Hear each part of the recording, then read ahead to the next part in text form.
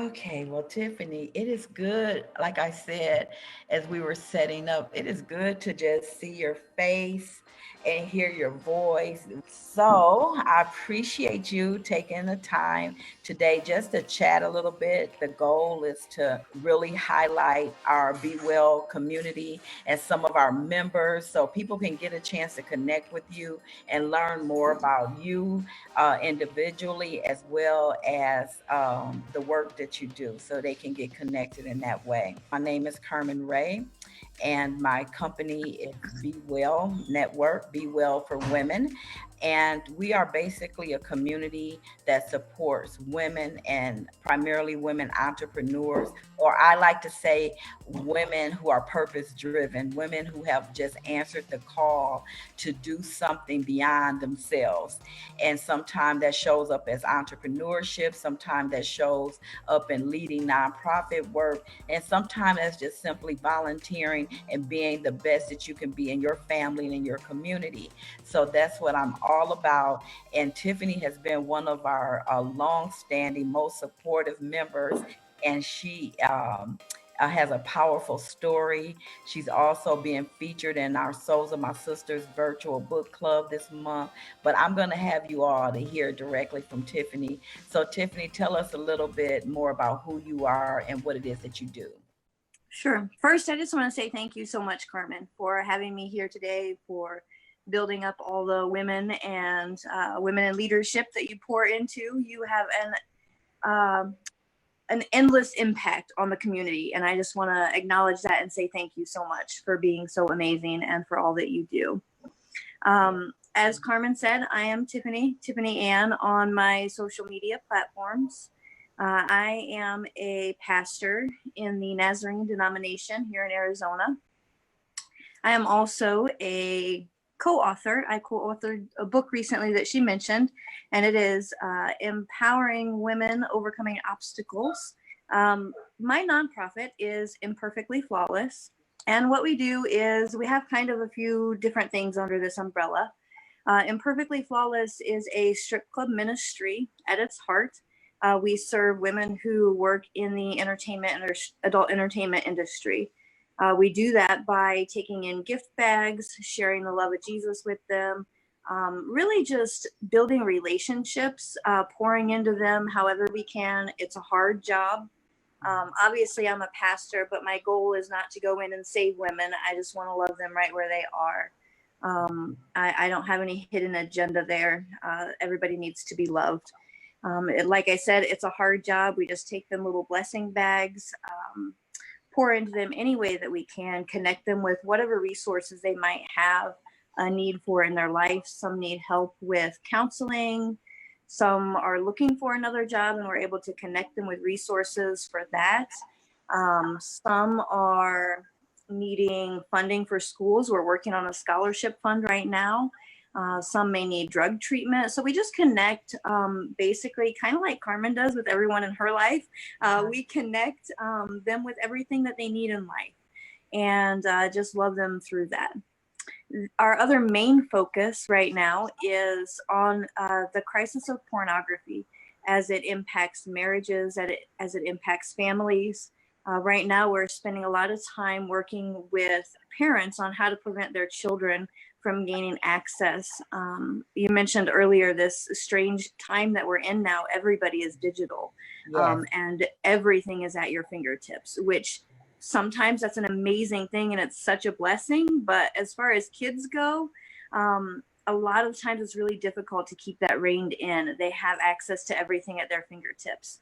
And we just want to educate parents on how to protect their children, but more importantly, how to have those conversations with them. But we also work with couples who have Yeah. experienced pornography addiction and betrayal trauma that goes along with that, based on our history and our marriage.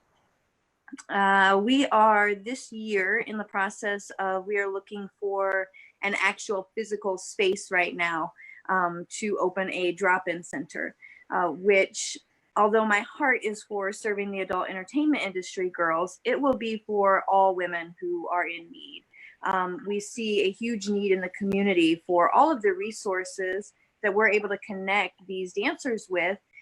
There's a lot of women in the community that need these same things. They're rebuilding their life from maybe a failed marriage or divorce or abusive relationship. Maybe they're a single parent just looking for a little help out. And that's who we want to serve next, is just the community of women in general rebuilding their lives. So that's the next step of our journey, if that's summed up as shortly as I can. That is such a awesome that is just such a awesome way to approach this work. What really stood out for me when you talked about your strip club ministry is that you understand the importance of serving without judgment and having hidden agendas. And Right. I love that about your work. The Be Well community for 2020 and 2021 has adopted two nonprofits that we are really looking to be strategic and to pour into consistently. The one nonprofit is Imperfectly Flawless, your organization here in Arizona. And because Milwaukee is my home, we are looking at supporting the work of Serena Martin and Mahogany Cares. And her area of focus is domestic violence and breast cancer awareness.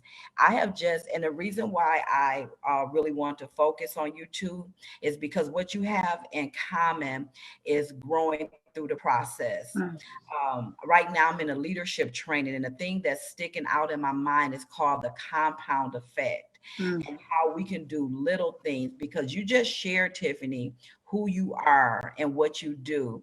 But it's so important that women entrepreneurs hear your story. Because when I think about what mm. we first met and what you're Oh. doing now, like you're talking about the compound effect, how Mhm, if we just take one little step and we make one little consistent incremental change and adjustment in our life, mhm. it takes us from serving ourselves to truly serving our families, to serving our communities. So can you talk about that a little bit before I go to my scripted questions? Because I just have to follow, what I'm feeling led to share. And when I just see the power of your work and its impact on families and communities, it's just so God, it's just so powerful. So please share a little bit about that.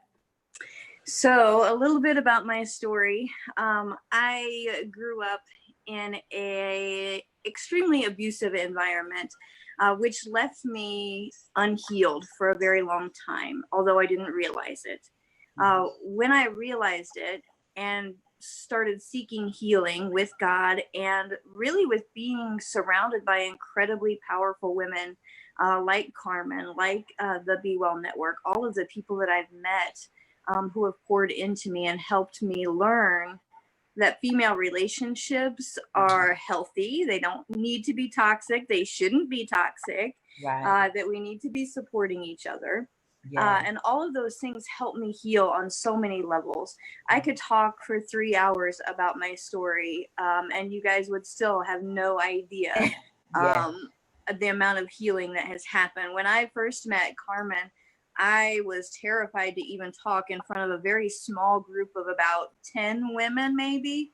Uh-huh.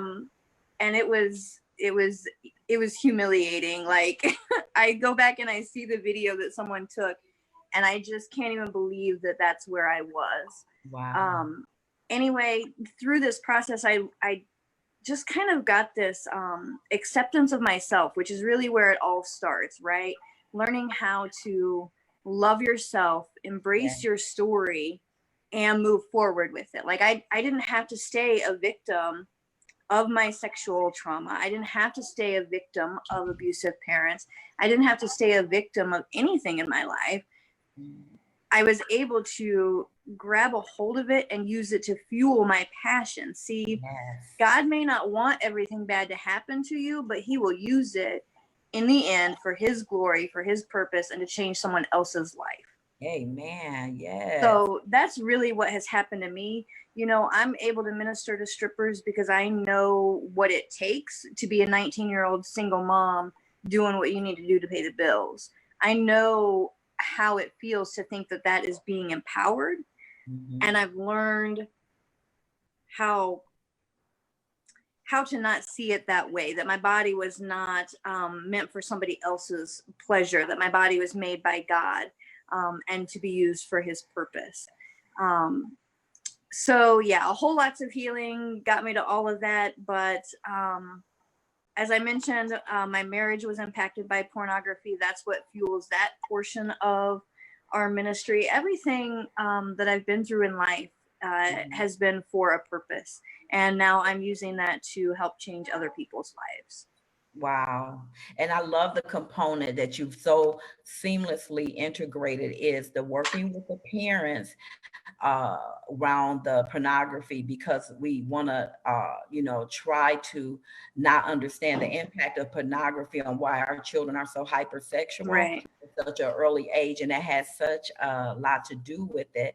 Oftentimes our parents are out making a living and they don't know what, their children have access to, and they're being exposed to so much. Like you said, we have access to too much at our fingertips, and our children just don't have the maturity. They don't have the capacity to understand the long term and the distorted impact that can have in their lives.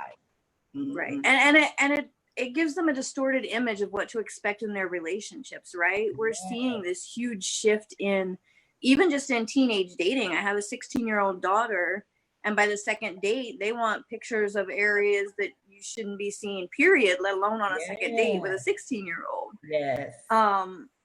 So yeah, for me, that's super important. They don't have, literally, their frontal lobe is not developed enough to handle the kinds of things that they're seeing on a regular basis. And parents don't know how to navigate those conversations.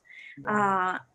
And I have this ability to be able to talk about the hard stuff, the uncomfortable stuff. And I want to share that with parents and help them understand that it's okay to talk about these things with your kids. Because if you don't, they will talk about it at school. I promise you that.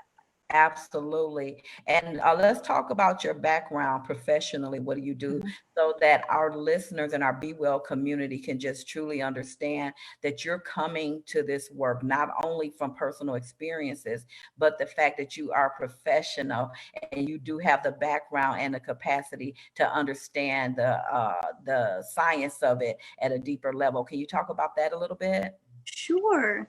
So I have been a nurse for 25 years almost. That's kind of giving my age away a little. But all of my time has been in psychiatric or substance abuse nursing. So I understand the science behind how the neurons work and how all of the brain activity works. I understand the addiction component of pornography. It is just as addictive as cocaine is. And that's shown on brain scans. You can find that information and check that out if you're interested. But yeah, so I come from a lot of experience medically, professionally. I am the nonprofit founder, and I do a lot of that work, but I also, we are literally nonprofit. So I do have to have my day job. Which is in substance abuse as a methadone nurse right now in an opiate addiction treatment facility. So yeah, I have lots of experience professionally as well. Let me grab something. You talk. I don't want our listeners to miss a beat of this. So you talk, and I'm just going to grab on my table here. I want people to see a copy of your book so we can talk. Oh, okay. All right. So I don't know what to talk about, though. I will keep talking about, I am also a pastor. So that's kind of an interesting, I told you at the beginning of this a little while ago that I was terrified to talk in front of 10 people. And now the Lord has me being a pastor. I've preached a few times. I have a couple of sermons coming up. And it's not as terrifying as it was before. So if that's something that you struggle with, I'm happy to share with you some of the things that worked for me. But it comes all the way back to healing those childhood wounds, those things that you don't realize are impacting you, that lack of self confidence. Yeah. That's really what it all comes back to. Yeah, and Tiffany, the self-confidence, that is it. Because when I see a person like yourself that had the discipline, had the stamina to maintain a family, struggle through some rough spots in your marriage, and now have a happy marriage and maintaining your family and having the discipline, even through childhood trauma, to be able to graduate in such a vigorous, intense career field as nursing, and then to have that struggle with self-esteem, where the world may see you and say, "Oh my God, you're super successful. You should have every reason to be loud and proud about everything about yourself." So that's why it's such an inside job, and I just truly applaud you for going on that journey of healing. And it is a journey. I always try to downplay people that have an illusion that it's a one-time deal. You do something and then now you can't. It just don't go like that. It's a continuum, depending on what's happening in your life, what other triggers and things. It can take us to a place that we are a constant work, and we got to really know that it's something higher than ourselves to continue on, because there is no getting to a place where I am 100% healed. And just continuing to just give yourself, credit, and give yourself some grace, because you have accomplished so much. But regardless of what the world sees, it's just important that we see so much in ourselves. So Right. this year, I wanted to share your book, Empowering Women to Succeed, Overcoming Obstacles, with Sisterhood Extravaganza, and her dear friend Pat Gillum. And I wanted to use this as a simple sample, an example of what I mean in the Be Well community. When I say be well connected, be well informed, and be well inspired, and my 2020 tagline is collaboration is the new currency. It's more than just networking. It's about getting involved with people that you can truly partner with. And Pat, I see Sisterhood Extravaganza is like a holding space for Mm-hmm. all of us to come and together. You have imperfectly flawless. I have be well, get people be well connected, but we can all come together under the Sisterhood Extravaganza umbrella. And Pat does an awesome job in making sure she continues to nurture all of our efforts. And a lot of leaders don't have that capacity. They truly think it's either or. They don't Right. understand it's Right. and Sisterhood Extravaganza and Imperfectly Flawless. And so I just really celebrate you. I'm looking forward to reading the book this month and getting people to purchase their copy, hang out with us. Tiffany is going to be reading parts of her story. She's going to be sharing in the Souls of My Sisters Facebook community. So we're going to wrap up here. I got a few more questions for you, Mm-hmm. Tiffany. One is one important question. I don't want to start talking about what people do before I ask, how are you doing? Again, like I said, this is unprecedented time. You have a huge responsibility. I'm sure you may be dealing with some homeschooling stuff. You may be dealing with different dynamics in your ministry and in your nonprofit. So how is Tiffany doing during this time? Tiffany has learned the importance of self-care during this time. Mhm. I took a prayer retreat last week. I went away to Prescott for about 3 days, all by myself. No kids, no family. Didn't have my phone on, or like nothing, and it was phenomenal. Um, I really needed to spend some time taking care of me. You don't realize until you stop and do absolutely nothing just how far you've been stretched and how much extra you've been doing that you don't need to do. Mhm. Um, Mhm. so that I was can. a really enlightening time for me. Mhm. I'm trying to battle with not getting caught up in the negativity on social media right now. It's been an extremely interesting time right now. Mhm. Beyond COVID, beyond navigating homeschooling with my kids, I can handle all of that. What I can't handle is the ugly that's out there right now. Yes. Yes. And yeah. It's just been I feel everything. I'm an emotional, I'm an empath, so I feel everything in the world. And all of this that's going on with the huge increase in racial issues, the awareness, even just the increased discussions of all of these things. Some of the discussions are not healthy. So I've really had to be cautious who I'm engaging with, what I'm saying, who I'm allowing into my space. So I would encourage you that if anybody on here is struggling with any of that, it's okay to just not engage with people. Right. You don't have to be everybody's Facebook friend, okay? Right. It's okay. Repeat. Okay, so my last question for you is Be Well members, Be Well membership. We have a free community that we want people to come and learn more about our members and engage and hear about our amazing coaches and that information.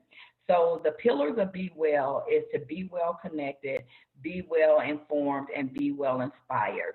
Can you please share with our listeners how has the Be Well community supported you in feeling more connected, being informed about anything, or giving you a source of inspiration? Oh man, and I only have like 2 minutes, right?